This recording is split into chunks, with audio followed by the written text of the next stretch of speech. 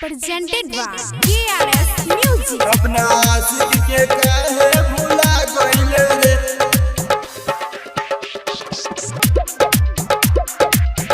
प्यार कई के तू काहे रोआ गइले रे, आ गइले रे, आ गइले रे, प्यार कई के तू काहे रोआ गइले रे, अपना आशिक के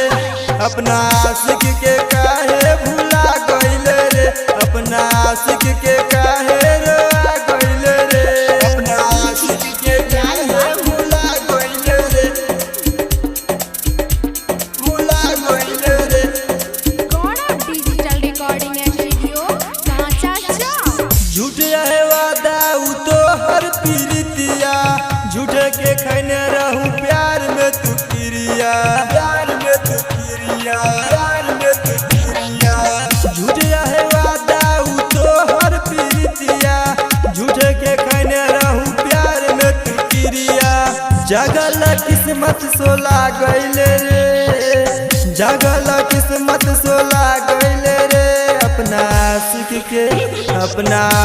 के काहे भुला गइले रे, अपना आशिक के काहे रोआ गइले रे, अपना आशिक के काहे भुला गइले रे, भुला गइले रे।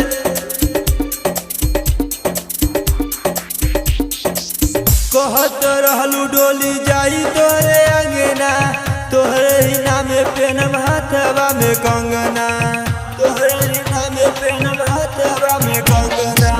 कहत रहलू डोली जाई तोरे अंगना, तोहरे ही नामे पेनम हाथवा में कंगना। हमरा से काहे दगा कइले रे, हमरा से काहे दगा कइले रे, अपना आशिक के काहे भुला गइले रे, अपना आशिक के काहे रोआ गइले रे, अपना आशिक के काहे भुला गइले रे, भुला गइले रे।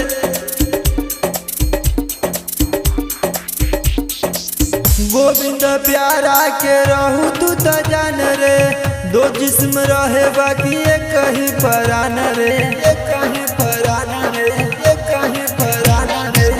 गोविंद प्यारा के रहू तू तो जान रे, दो जिस्म रही बस एक ही परान रे।